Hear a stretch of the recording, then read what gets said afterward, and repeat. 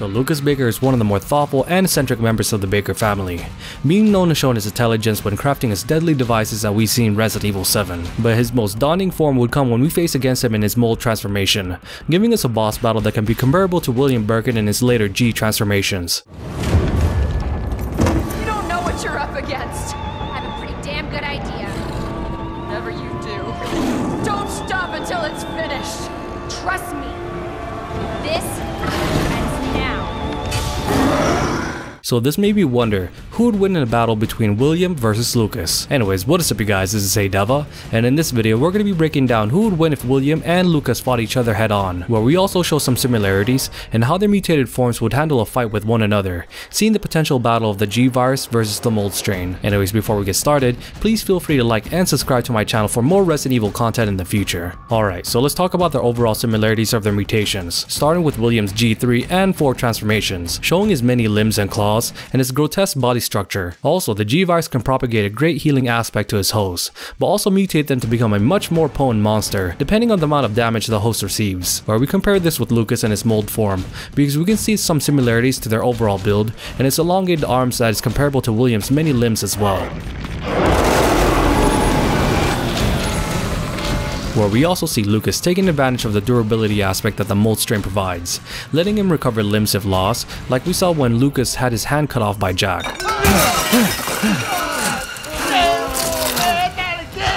We also get to see a special type of airborne spore toxin that can spread when Lucas is damaged to a certain degree, contaminating the surrounding area and hampering any organism nearby. So overall, both the G-Virus and mold strain show both regenerative aspects that allow their respective hosts to take advantage of, and also making them this larger than life monsters that can overwhelm any individuals who isn't prepared. So when I was fighting against both these monsters, I felt in some way that their overall battle mechanics during my gameplay was similar, with both BOWs having their standard slash or swipe attacks.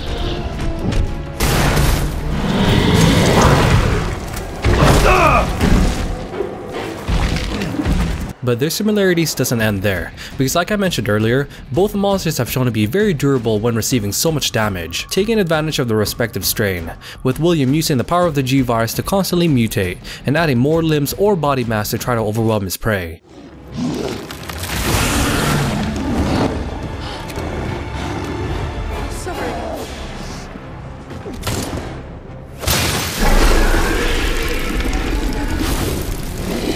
To Lucas' quick metamorphosis, seeing him become this monstrosity in a short span, using the mold strain to enhance his physical attributes, whether needing to be used for both his offensive or defensive gameplay.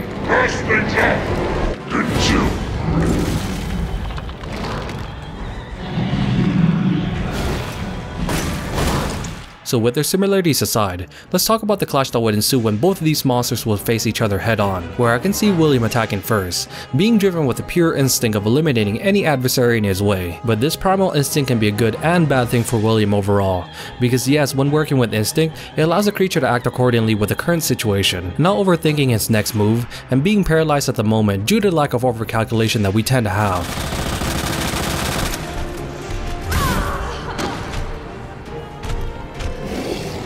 Where we contrast this with Lucas, who still retained his intelligence even after transforming into his mold mutation, where we can hear him still talk to Chris Redfield in certain moments, indicating that his cognitive reasoning of trying to eliminate our characters is still intact.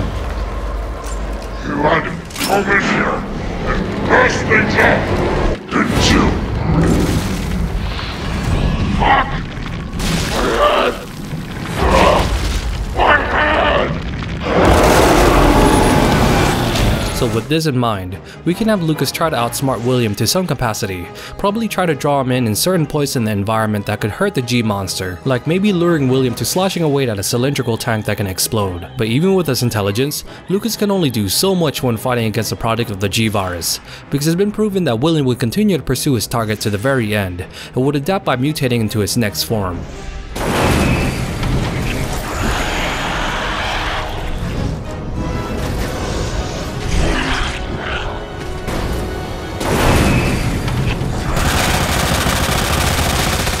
So Lucas has to be wary of this trait, possibly trying to figure out a way to eliminate William quickly, and at the same time trying to keep him from mutating after he's been downed. But this aspect can be countered by William by his constant slashes, and possibly pinning Lucas if he's captured, as we can see this G monster leap up and hold Lucas down, using his many limbs to slash away at him until he's reduced to pieces.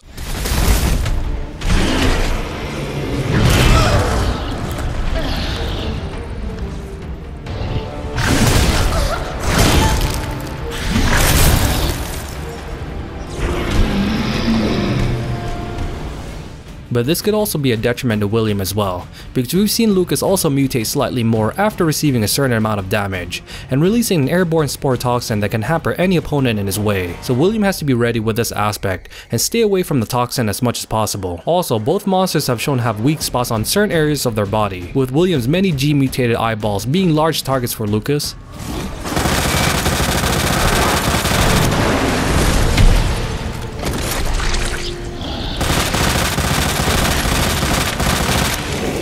And the latter could be said for the molded creature and its grotesque mutated head.